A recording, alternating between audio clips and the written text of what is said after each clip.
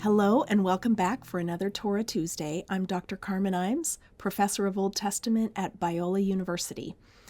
You'll notice my voice sounds a little bit different today. I've been sick with a cold and I'm just getting over it, so that's why the sound is different this week. We are finishing up chapter 20 of Exodus, looking at verses 18 to 21. So God has just finished declaring the Ten Commandments audibly to the people. They've heard them with their own ears. If you missed our series on the Ten Commandments, there are 10 videos that walk through chapter 20 up until this point, and we're diving in verse 18. I'll read first from my own translation of the Hebrew. Now when all the people saw the thunder and the torches, and the sound of the shofar, and the mountain smoking, the people saw and were restless and stood at a distance. They said to Moses, "You speak with us, and we will listen, but do not let God speak with us, lest we die." So Moses said to the people, "Do not be afraid, for the deity has come to test you, so that his fear will be in front of your faces, so that you will not sin." So the people stood at a distance while Moses drew near to the heavy cloud or thick darkness where the deity was. Okay, so we have lots of things to talk about here. Translations differ on how to render some of these words, and you probably noticed my translation does not match the ones you have heard before in English. So the first thing to notice is that right off the bat, what they saw includes sound. So that's interesting. They saw the sound of a shofar. It seems like what they're experiencing is a visual manifestation of the presence of God, the glory of God on the mountain. And that visual manifestation comes with auditory elements. But the main thing they're noticing is what they're seeing. You may have noticed that I translated lapidim as torches rather than lightning. Many translations refer to thunder and lightning, but the regular word for lightning isn't used here. The word lapidim usually is translated as torches. It could be that the reference to torches here is to evoke the torch from Genesis 15 when the torch passed between the pieces. Torches also might evoke a military context. So we have both torches and trumpets. A shofar is a trumpet made out of a ram's horn. So it's a natural, not a silver trumpet, but a natural trumpet. And they were used in military context. So it's possible that torches and trumpets give us a kind of military vibe to this passage, which partially explains the people's fear. Are they entering into a battle? Are they going to be battling Yahweh? Like there's a kind of shock and awe in this manifestation of God's presence. It's an overwhelming experience, and the people are concerned. Could they survive a direct encounter with Yahweh? And their impulse is to back away and let Moses mediate for them.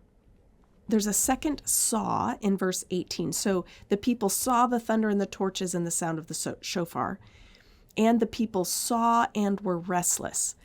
Now, most English translations and most ancient versions render that second word saw as feared. The word saw and the word feared are very close in biblical Hebrew, vayar versus vayirah.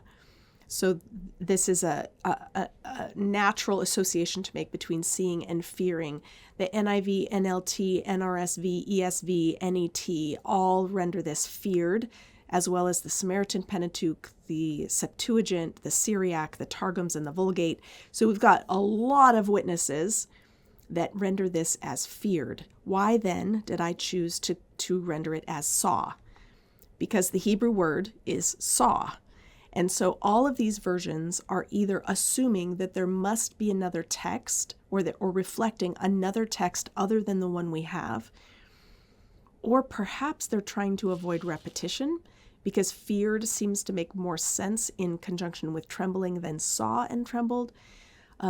It's not entirely clear why all the versions go that direction, but because saw is the more difficult reading, the more difficult explanation for the text, I take it to be original. And I think all the versions are trying to make sense of it because it's a difficult reading. And in the science of textual criticism, which is comparing manuscripts to decide which one is the most accurate representation of the original, one of the principles of textual criticism is that the more difficult reading is the best reading, because nobody's going to intentionally change the text to make it harder to understand.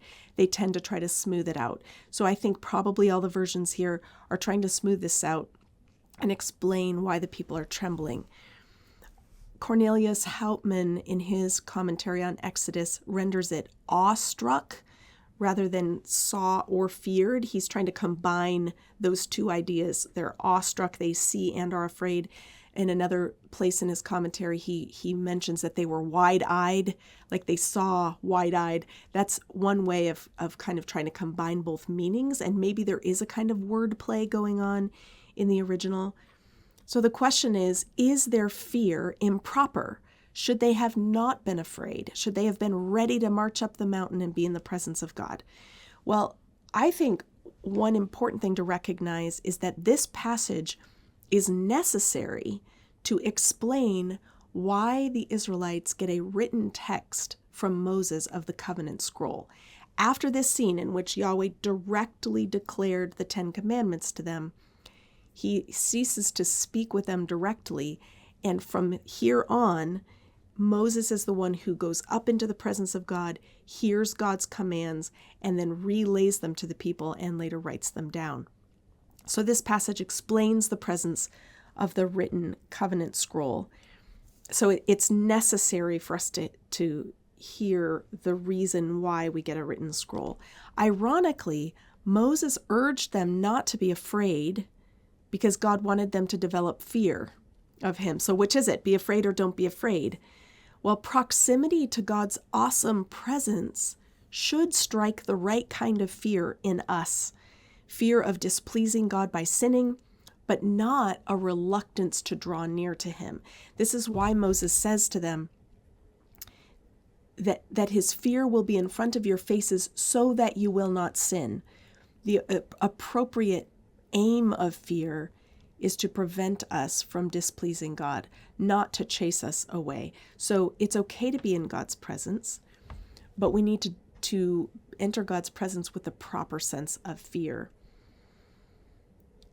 We must not approach God flippantly or treat his commands casually, and there are great examples of this coming up in the book of Leviticus. If you look at the beginning of chapter 9, you can see what happens when the priests approach God flippantly and don't follow his rules.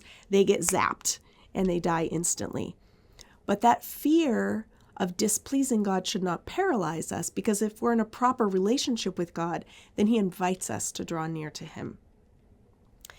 I'm recording this at the beginning of Advent in 2024. Many of us celebrate that when Christ is born, he's given the name Emmanuel, God with us. But if you read the original chapters where this name comes from, in Isaiah 7 through 9, and you read the whole context, not just the Christmas verses, you find that Emmanuel, God with us, is not necessarily good news. It depends on how we're related to God.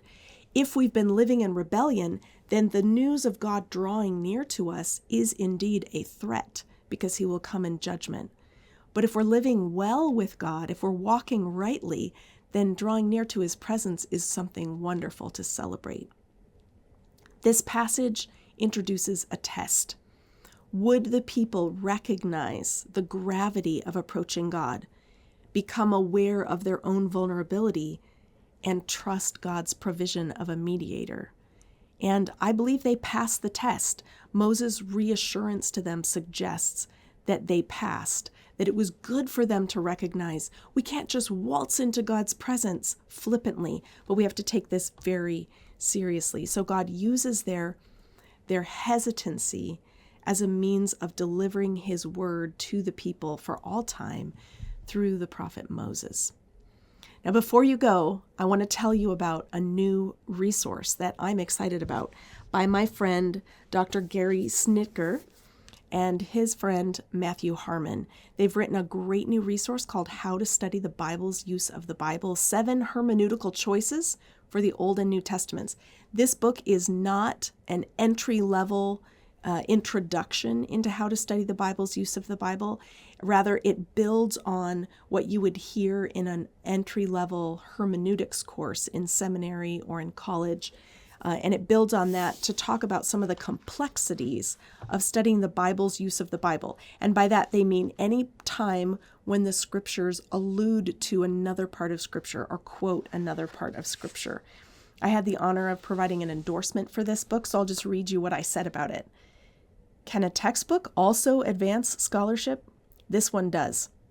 Schnittjer and Harmon take the exploration of Scripture's use of Scripture to the next level by identifying weak areas and problematic approaches in previous scholarship, especially the widespread neglect of the Old Testament's use of the Old Testament. I expect to return to this volume again and again. It's methodologically rigorous, with clear examples in every chapter. The book will benefit advanced students who are ready to build on the basic foundation of their Hermeneutics 101, as well as career scholars who want to keep growing. I'm going to be highlighting this and other resources in weeks to come.